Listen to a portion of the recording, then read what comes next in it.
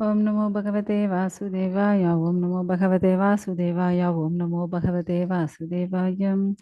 नारायणो नमस्कृत्यं नरं चैव नरोत्तमं देवीं सरस्वतीं व्यासं ततो जयउदीर्नष्टप्रायुषो भद्रेषु नित्यं भागवत सेव्यं भगवती उत्तमश्लोके भक्तिर्भवति न शुभं करोति वाचालं भङ्गुं लङ्घायते हिरण्यकृपातमहं वन्दे श्रीगुरुदीनतारिणम् परमानन्दमाधव चैतन्येश्वरम्। ओम अज्ञानतिमिरान्धस्य ज्ञानागणशलाकया चक्षुर्मीलितं येन तस्मै श्रीगुरुवे नमः। नमो ओं विष्णुपदाय कृष्णप्रस्थाय बुधल श्रीमते जयपताक स्वामी इति नामे नमो आचार्यपदाय नित्यकरुव्रतने करुगतं नगरकरामधारिणे नमो ओं विष्णुपदाय कृष्णप्रस्थाय बुधल श्रीमते भक्तिवेदान्त स्वामी इति नामे नमस्ते सरस्वती देवे गौरवाणी प्रचारिणे शून्यवति भाषाते देशधारिणे जय श्री कृष्ण चैतन्य प्रभु नित्यानंद श्री अद्वैत गदाधर श्रीवासादि गौर भक्तवृंद हरे कृष्ण कृष्ण कृष्ण हरे हरे हरे राम राम राम हरे हरे जय श्री प्रभु जय श्री प्रभु हरे कृष्ण एल्लरिगू नमस्कारम सो श्रीमद् भागवतम நான்காவது ஸ்கந்தம் 24வது அத்தியாயம். இதில் இன்னும் நம்ம கொஞ்சம் பேலன்ஸ் விட்டுருக்கோம் ருத்ரகீதையில். அதை அப்படியே பார்த்துட்டு போகலாம். ஸோ நாளைக்கு நம்ம வந்து 25வது அத்தியாயம் ஃபுல்லாக அப்படியே நம்ம பார்த்துடலாம். இன்னைக்கு 24வது அத்தியாயத்தில் இன்னொன்று என்ன பேலன்ஸ் விட்டுருக்கோமோ அதெல்லாம் ஃபுல்லாக அப்படியே கவர் பண்ணிடலாம். ஸோ நம்ம வந்து இன்னைக்கு லாஸ்ட் கிளாஸில் என்ன பார்த்தோம் அப்படின்னா, அதாவது சிவபெருமான் வந்து ருத்ரகீதை பேச ஆரம்பிக்கிறார். ஸோ நீங்கள் பார்த்தீங்க அப்படின்னா இந்த அத்தியாயத்தில் 33வது ஸ்லோகத்திலிருந்து 68வது ஸ்லோகம் வரையும் இருக்கிறது தான் என்ன ருத்ரகீதை. ஓகேங்களா?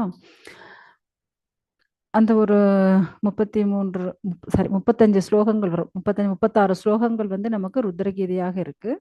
ஸோ அதுக்கப்புறம் வந்து 69வது ஸ்லோகத்திலிருந்து 79வது ஸ்லோகம் வரையும் இந்த ருத்ரகீதையை படித்தால் என்ன பலன் கிடைக்கும் அப்படின்னு பலஸ்ருதியை பார்க்க போகிறோம். ஆக்சுவலாக நம்ம வந்து பலஸ்ருதியிலிருந்து தான் பார்க்கணும். ஸோ அந்த ருத்ரகீதையில் என்னென்ன சொன்னார் சும்மா ஒரு கன்க்ளூஷன் அப்படி பார்த்துட்டு அதுக்கப்புறம் வந்து நம்ம பலஸ்ருதிக்கு போகலாம். ஸோ 33லேருந்து 68 ருத்ரகீதை, 69லேருந்து 79 வரையும் பலஸ்ருதி. ஓகேங்களா? ஸோ இப்படி சிவபெருமான் வந்து ருத்ரகீதை அவர் வந்து பேச முன்னாடி என்ன சொல்றாரு அப்படின்னா, ஃபர்ஸ்ட் வந்து அவர் வந்து பகவானுடைய சதுர்வியூகங்கள், அதாவது அந்த கரணம் சொல்லுவா இல்லையா, ஸோ அதற்கு அதிபதியான வாசுதேவ சங்கர்ஷண பிரத்யும்ன அனிருத்தரை வந்து அவர் வணங்குறார். ஏன்னா வாசுதேவர் வந்து எதற்கு அதிபதி? சித்தத்துக்கு அதிபதி. ஓகேங்களா?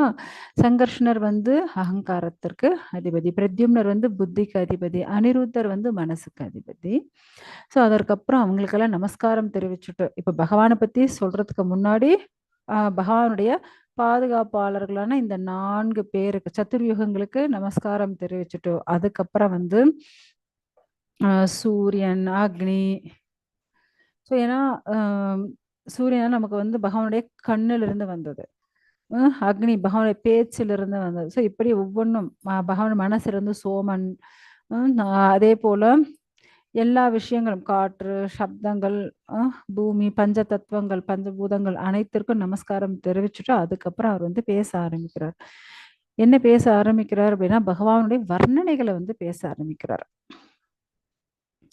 என்ன வர்ணனைகள் அப்படின்னா, ஏன்னா இந்த பௌதிக லோகத்துல நாமெல்லாம் எதுல மாட்டின்னு இருக்கோம் அப்படின்னா, அதி பௌத்திகா, அதி ஆத்மிகா, அதி தெய்வீகா, இந்த 3 பிரச்சனையில வந்து மாட்டின்னு இருக்கோம். ஸோ இந்த பிரச்சனையிலிருந்து, ஏன்னா அந்த 3 பிரச்சனையிலிருந்து யாருமே விடுபட முடியாது. அதி பௌத்திகா மற்றவாளால நமக்கு வரக்கூடிய கஷ்டங்கள், அதி ஆத்மிகா நம்ம உடம்பே நம்மளை படுத்தும், நமக்கே உடம்பு சரியில்லாமல் போகும், தலைவலியாக இருக்கும், ஃபீவர் ஆகும், இல்லை ஏதோ சில வியாதிகள், மூட்டு வலி, இடுப்பு வலி, ஏதோ ஒரு பிரச்சனை இருந்துகிட்டே இருக்கும். அடுத்தது அதி தெய்வீகா, இயற்கை சீற்றங்கள், அதிகமாக மழை வர்றது, அதிகமாக வெயில், பூகம்பம் வர்றது, சுனாமி வர்றது. ஸோ இதெல்லாம் இயற்கை பேரிடர். சொல்லுங்க, இது 3லிருந்து யாராவது தப்ப முடியுமா? கண்டிப்பா கிடையாது. நம்ம எங்க போனாலும் இந்த 3 பிரச்சனை நம்மளை வந்து துரத்தின்றே தான் இருக்கும். இதுல இருந்து விடுபட முடியாது.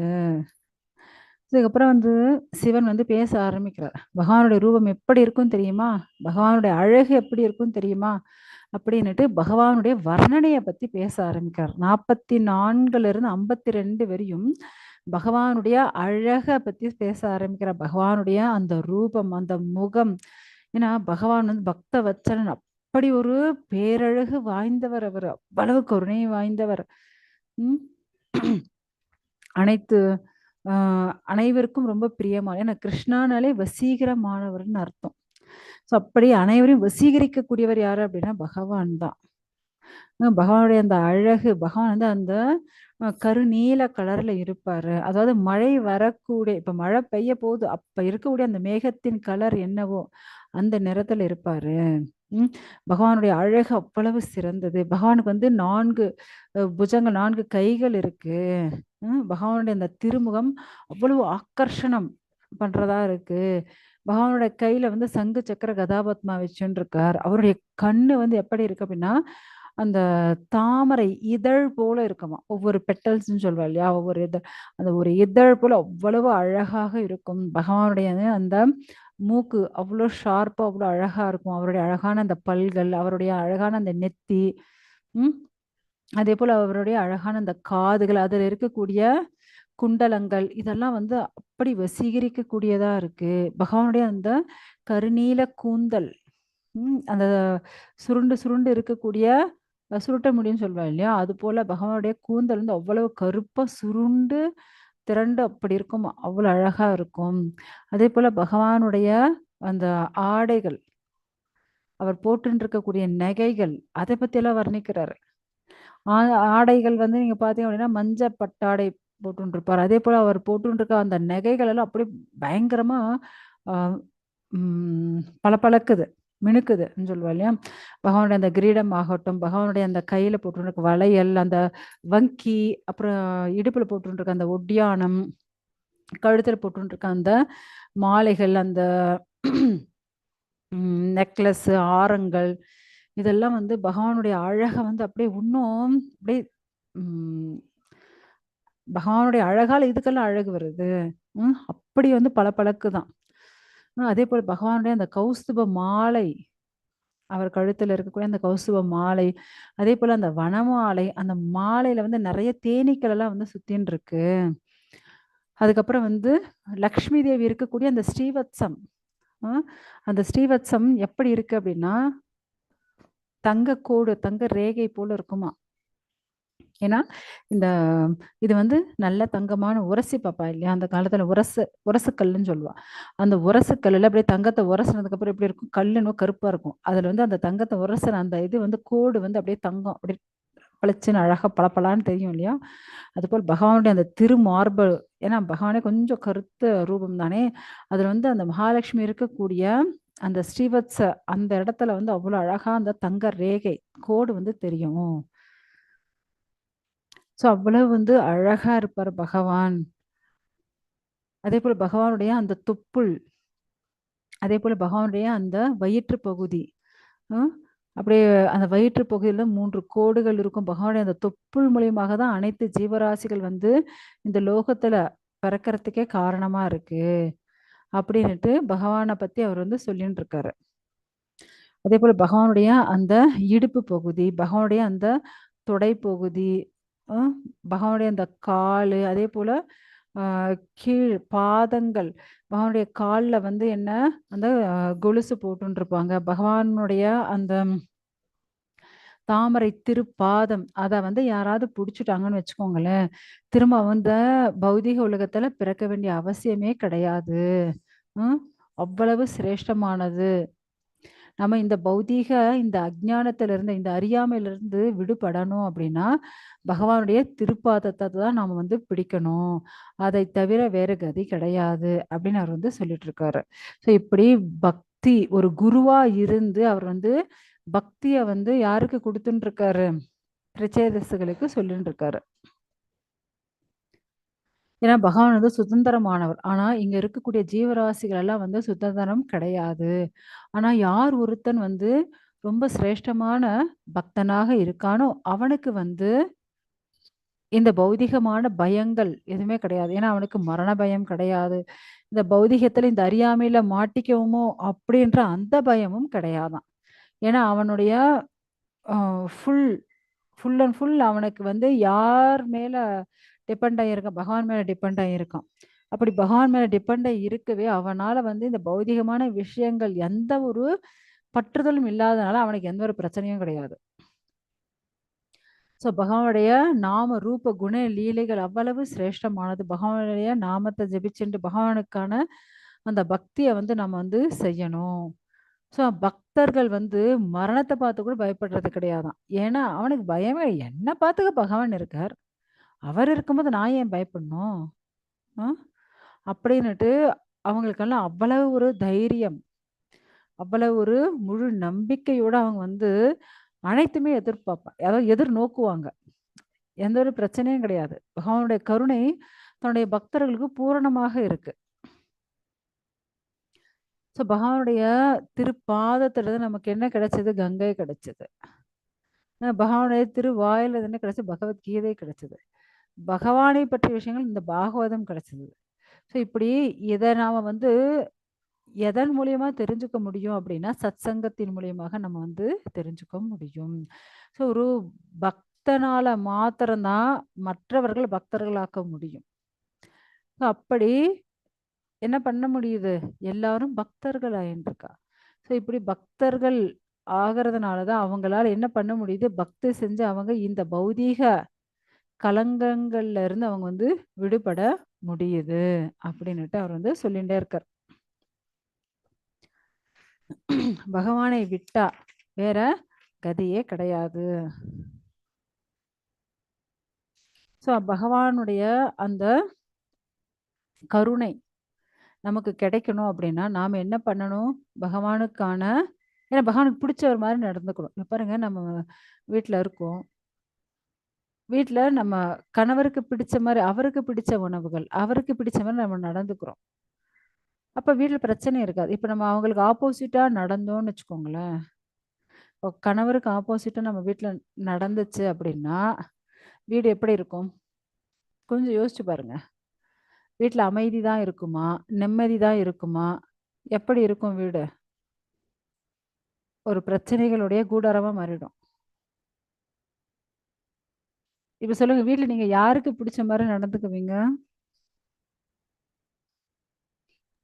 பகவானுக்கு.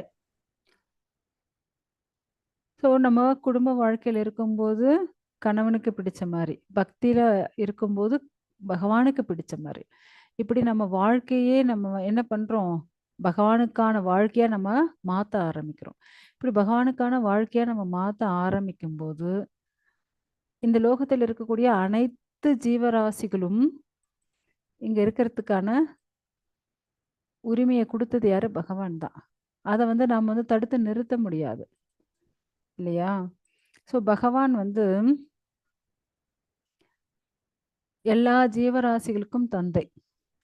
எல்லா ஜீவராசிகளுக்கும் அவரு தான் வந்து என்ன அவங்க கர்மத்தின் பிரகாரம் அவங்களுடைய ஆ பக்தியின் பிரகாரம் இப்ப சில பேர் பார்த்தீங்க அப்படின்னா, அவங்க வந்து முழு நேர பக்தர்களாக இருப்பாங்க.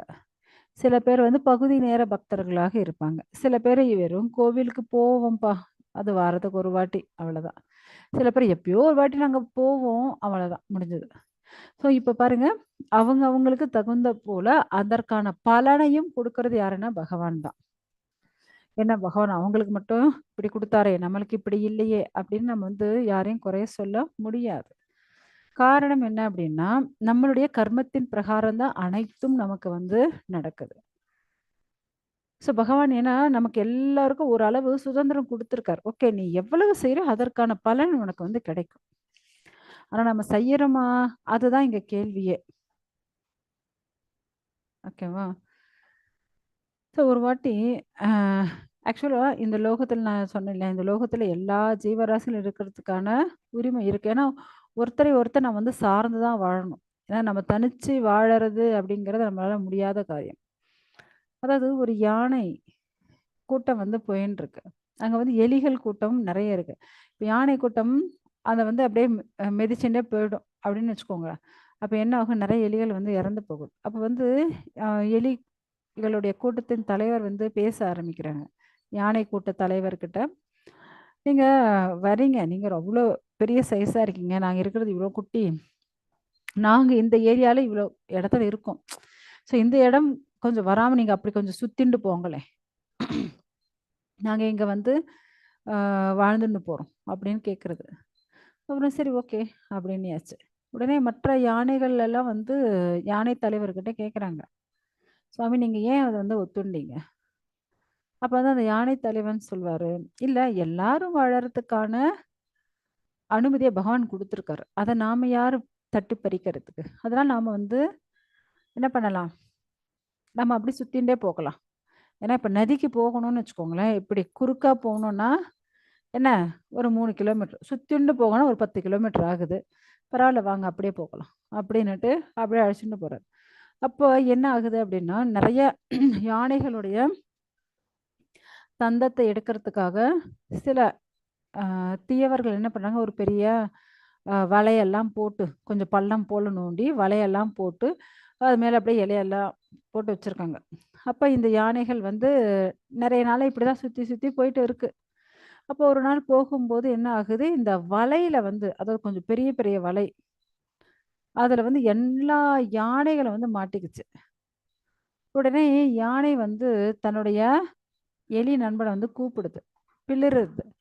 ஸோ உடனே அந்த எலிகள் எல்லாம் என்ன பண்ணுது, எலிராஜா அழைச்சிட்டு வந்து அங்க இருக்கக்கூடிய அனைத்து வலையும் கட் பண்ணி போட்டுடுச்சு.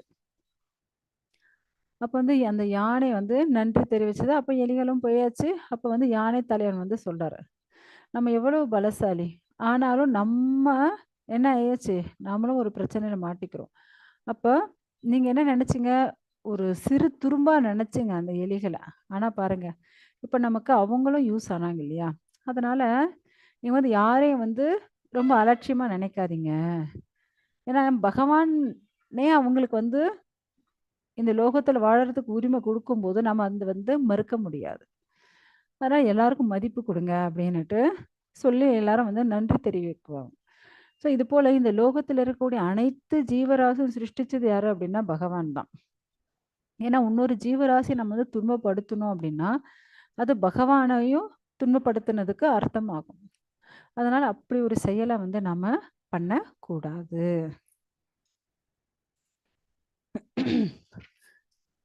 ஸோ அதுக்கப்புறம் என்ன அப்படின்னா, அதாவது அதுக்கப்புறம் இந்த லோகத்தில் இருக்கக்கூடிய ஆ அனைத்து 24 தத்துவங்கள் இருக்கு இல்லையா? 5 பஞ்சபூதங்கள், 5 ஆம் ஞானேந்திரியங்கள், 5 கர்மேந்திரியங்கள், 5 தன்மாத்திரங்கள், மனம், புத்தி, அகங்காரம் எல்லாமாவும் இருக்கிறது யாரு அப்படின்னா பகவான் தான்.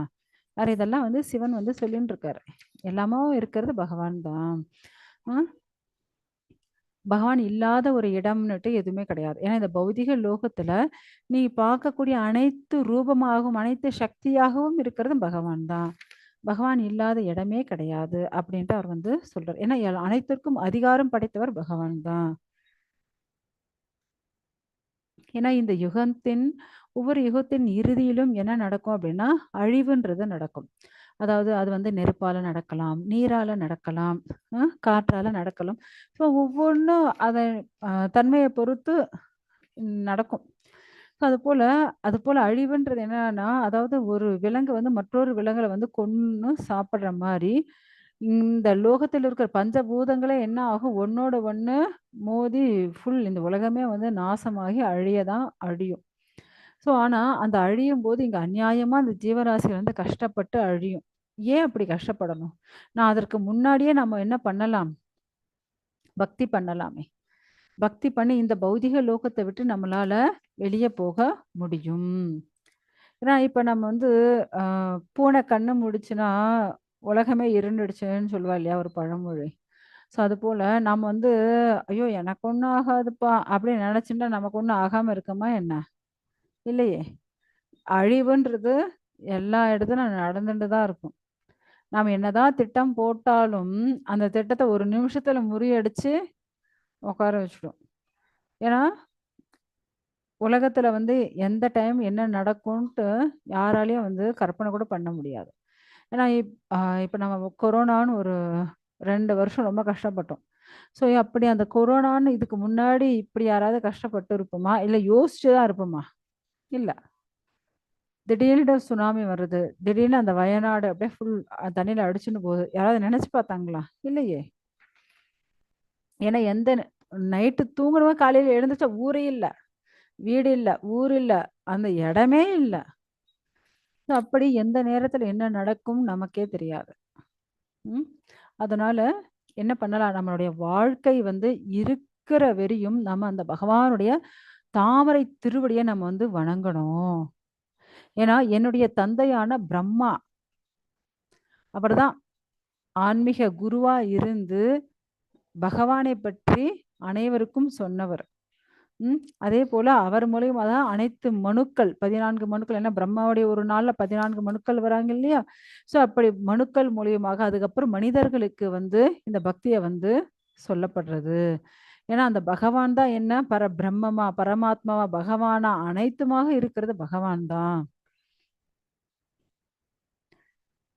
ஸோ எனக்கு அதாவது அழிக்கும் கடவுளான எனக்கு குடுத்த கட்டளைய நான் வந்து பண்ணுவேன். அவ்வளோதான். ஸோ ஆனா, நீங்க பயப்படாம இருக்கணும் அப்டின்னா, நீங்க என்ன பண்ணணும்? நீங்க வந்து பகவான வணங்கி, நீங்க என்ன பண்ணலாம்? நேரா பகவானுடைய லோகம் போகலாம். அத விட்டுட்டு இங்கேயே இருந்தாங்க அப்டின்னா, அவங்களுக்கு கண்டிப்பா கஷ்டங்கள் வந்து வரதான் செய்யும். சரி நீங்க வந்து இப்ப நான் சொன்னேன் இல்லையா? மனச வந்து ஒருநிலைப்படுத்தி, நான் இப்ப சொன்ன இந்த இந்த ருத்ர கீதை, இத வந்து நீங்க இந்த மந்திரத்த வந்து சொல்லுங்க. ஏன்னா, என்னுடைய தந்தை ஏன்னா பிரம்மாவின் மூலியமாக இது எனக்கு கிடைச்சது. ஸோ இத நீங்க சொன்னீங்கன்னு வச்சுக்கோங்களேன், பகவான் வந்து உங்க மேல ரொம்ப அ சந்தோஷப்படுவார். அவர் வந்து ஆனந்தப்படுவார். உங்களுக்கு அனைத்து மங்களமும் உண்டாகும்.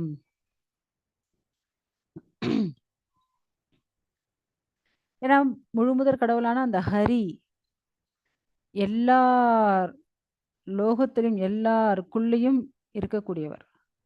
அவர சந்தோஷப்படுத்தினா தான் நாம சந்தோஷமா இருக்க முடியும்.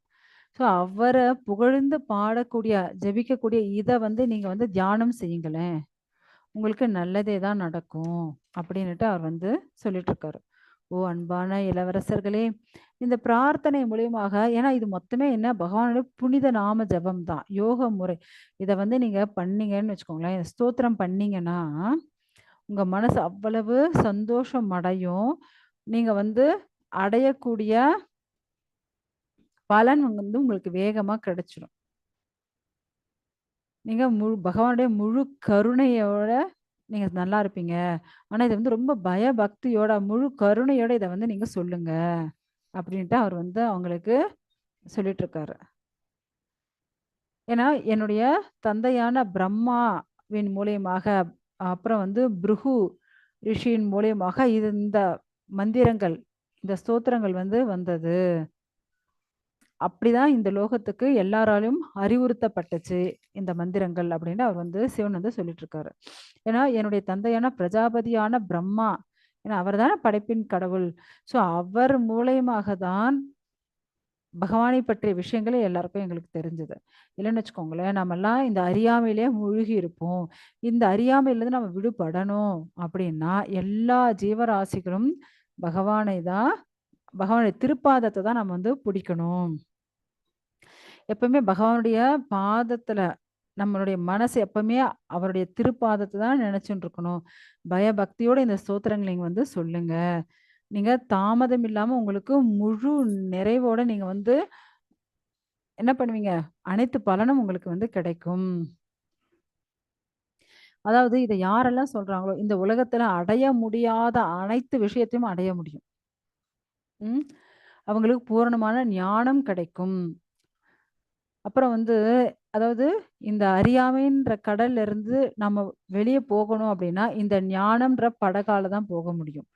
ஸோ அப்படியாப்பட்ட இந்த பகவானுடைய இந்த மந்திரங்கள நம்ம சொன்னோம் அப்படின்னா, பகவானுடைய ஹரிநாமத்தையே ஒரு படகா வச்சுன்னு நம்ம இந்த பௌதீக லோகத்திலிருந்து ஆன்மீக லோகத்துக்கு போக முடியும் அப்படின்னு அவர் வந்து சொல்லிட்டு இருக்காரு. ஏன்னா பக்தி பண்றது வந்து அவ்வளவு ஒரு கடினமானது கிடையாது. இந்த ஸ்தோத்திரம் இந்த பிரார்த்தனைகள் வந்து அவ்வளவு சிரேஷ்டமானது. ஏன்னா பகவானுடைய முழு கருணையும் நமக்கு வந்து கிடைச்சிடும். ஏன்னா அது வந்து நமக்கு சீக்கிரமே வாங்கி கொடுக்கக்கூடிய அவ்வளோ சிரேஷ்டமான மந்திரங்கள் இது. நமக்கு அதாவது மங்களகரமான வரங்களை வந்து அள்ளி தரக்கூடியது. அத தரக்கூடியவர் யாரு அப்படின்னா, முழுமுதற் கடவுளான பகவான் தான். இந்த பாட்ட வந்து இத யாரெல்லாம் பாடுறாங்களோ, அவங்க வந்து பகவான் வந்து ரொம்ப சந்தோஷப்பட்டு ஆனந்தம் அடைவார். அதனால அவருக்கு தேவையான அனைத்தையும் குடுப்பார், அவங்களையும் ரட்சிப்பார். ஏன்னா பகவான்கிட்ட இருந்து வாங்கக்கூடிய விஷயங்கள் வந்து ரொம்ப அதிகம். அவர் வந்து குடுக்கறதுக்கு தயாரா இருக்காரு. அத வாங்குற அளவுக்கு நமக்கு தான் சக்தி கிடையாது. பகவான் 1000 கையில இப்படி குடுக்குறாருன்னு வச்சுக்கோ, நம்ம 2 கை தான் வச்சுட்டுருக்கோம். 1000 கையில குடுக்குற பொருள எப்படி நம்ம 2 கையால வாங்க முடியும் பாருங்க. அப்படி அவர் குடுக்கறதுக்கு தயாராயிடுவாராம். வாங்குறதுக்கு தான் நம்மளாலயே முடியாது. ஆனா, ஒரு பக்தன் வந்து யார் ஒருத்தன் இத வந்து அதிகாலையில எழுந்து, ம் ரொம்ப சுத்த பத்தமா இத வந்து இந்த ஸ்தோத்திரங்கள வந்து காலையில இந்த சிவன் பாடிய இந்த பிரார்த்தனைய யார் பாடுறாங்களோ, யார் கேட்கறாங்களோ, அவங்களுக்கு அனைத்து வளங்களும், அனைத்து நலன்களும் கிடைக்கும். அதேபோல அவங்க வந்து இந்த கர்ம பந்தத்திலிருந்தும் விடுதலை அடைவாங்க. ஓ! என் அன்பிற்குரிய அரச புத்திரர்களே! உங்களுக்கு வந்து நான் இந்த பிரார்த்தனைய வந்து உங்களுக்கு சொல்லியிருக்கேன். நீங்க வந்து உண்மையா ரொம்ப ஆம் என்ன திடமா, சுத்த மனசோட நீங்க வந்து இத சொன்னீங்கன்னு வச்சுக்கோங்களேன், பகவான் வந்து ரொம்ப ஆனந்தம் அடைவார். ரொம்ப சந்தோஷம் அடைவார். அதனால உங்களுக்கு நீங்க எத நினைக்கிறீங்களோ, அது வந்து உங்களுக்கு அந்த வரத்த வந்து பகவான் குடுத்துருவார். அப்படின்னுட்டு சிவன் வந்து சொல்றாரு. சொல்லிட்டு அவங்களுக்கு ஆசீர்வாதம் எல்லாம் பண்ணிட்டு, அதுக்கப்புறம் அங்கிருந்து அவரு கிளம்பிடுறார். ஓகேங்களா? ஸோ இதோட நமக்கு வந்து ருத்ரகீதை முடியறது. ஓகே. ஓகே. இப்ப வந்து ஆம் முதல்ல உங்களுக்கு ஏதாவது சந்தேகம் இருந்தா கேளுங்க. அடுத்தது என்ன அப்படின்னா, இப்ப நான் ஸ்டார்ட்டிங்ல சொன்னேன் இல்லையா?